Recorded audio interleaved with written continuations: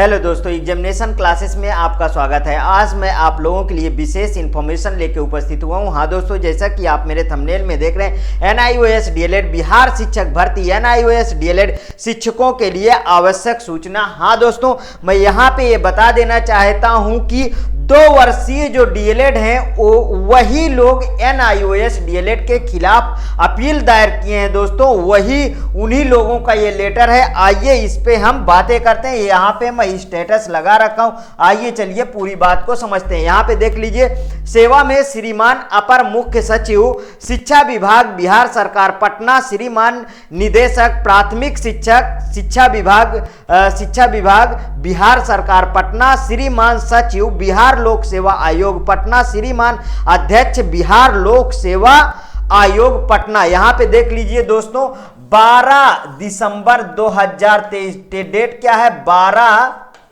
दिसंबर 2023 का ये लेटर है दोस्तों। कितनी अगर कहा जाए दोस्तों तो एक दूसरे को पूरी के पूरी तरीके से निकालने में ही लगे हैं। पता नहीं एक दूसरे को नौकरी खाने और निकालने में कितनी मजा आ रही है दोस्तों। यहाँ पे देखिए, अब ये DLED अभ्यर्थी हैं, ये DLED अभ्यर्थी हैं जो NIOS DLED को बाहर करने में लगे हुए हैं। ये उन्हीं का लेटर है। आइए देखिए यहाँ पे विषय क्या है दोस्तों, छठा चरण शिक्षक नियोजन वर्ष 2019-20 विज्ञापन संख्या 864 दिनांक 5/7/2019 तथा बिहार लोक सेवा आयोग शिक्षक भर्ती विज्ञापन संख्या 26/2023 एवं 27/2023 से NIOS द्वारा संचालित 18 माह सेवाकालीन DLED प्रशिक्षण प्राप्त अभ्यर्थियों को बाहर करने, देख लीजिए दोस्तों, बाहर करने के संबंध में यहां पे आइए, महाशय सविनय निवेदन के साथ कहना है कि हम छठे चरण शिक्षक नियोजन वर्ष 2019 के DLED अभ्यर्थी हैं। देखिए,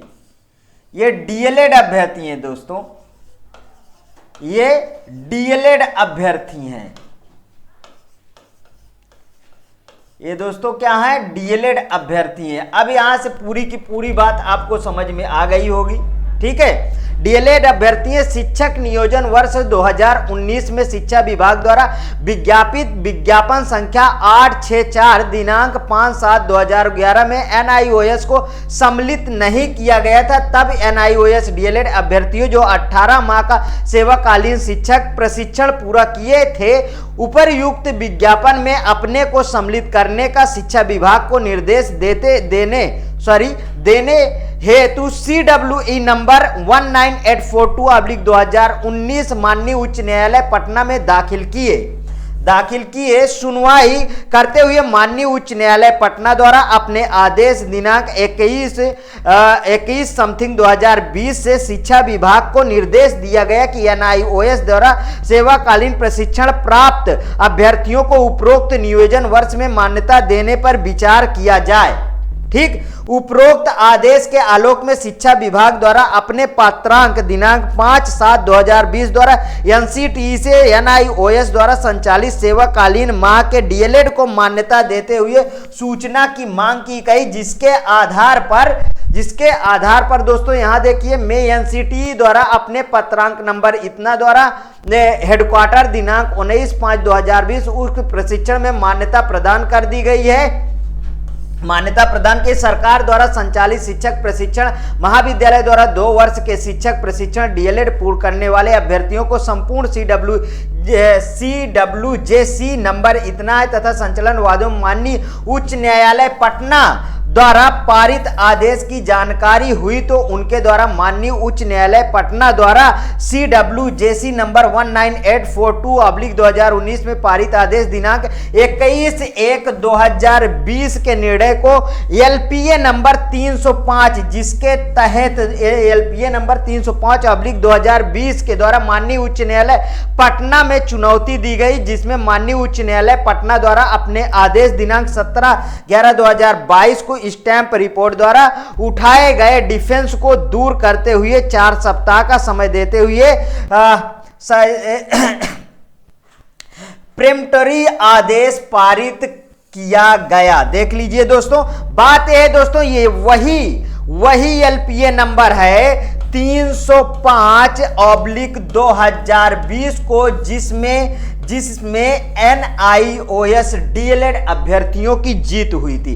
दूसरा पॉइंट इनका देखिए दोस्तों, यहाँ पे शिक्षा विभाग उत्तराखंड के मिलकर शिक्षक भर्ती 2020 में NIOS सेवाकालीन 18 माह के प्रशिक्षण DLED अभ्यर्थी को सम्मिलित करने हेतु लेटर जारी कर दिया गया, जिसके विरुद्ध बीएड डिग्रीधारी अभ्यर्थियों द्वारा उत्तराखंड उच्च न्यायालय में WPSS नंबर है 207/2021 दायर कर दिया गया। जो ही WPS नंबर 207/2021 की जानकारी उत्तराखंड सरकार को हुई तो उनके द्वारा उपरोक्त लेटर को वापस लेने का एक दूसरा लेटर जारी लिया गया, जिसके विरुद्ध NIOS से 18 माह सेवाकालीन प्रशिक्षण प्राप्त अभ्यर्थी माननीय उच्च न्यायालय उत्तराखंड में एक रिट याचिका WPSS नंबर 305/2021 दायर कर दिया गया और उपरोक्त दोनों केस WPSS इतना और इतने की सुनवाई माननीय हाई कोर्ट नैनीताल द्वारा एक साथ करते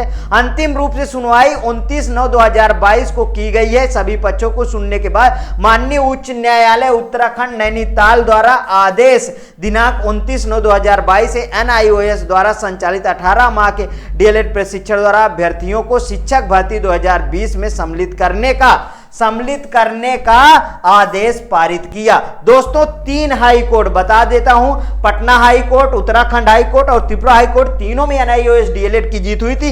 इन्होंने तीनों को मेंशन कर दिया। आगे देखिए के बावजूद बहाली कर दिए गए तथा माननीय सर्वोच्च न्यायालय, अब सर्वोच्च न्यायालय का इन्होंने बताया, जिसका SLP नंबर था 33652/2022 एवं अन्य संलग्न वादों में दिनांक 28/11/2023 को आदेश पारित करते हुए NIOS द्वारा 18 माह सेवाकालीन प्रशिक्षण प्राप्त DLED अभ्यर्थियों को प्राथमिक विद्यालय में बहाली हेतु वैध नहीं माना गया।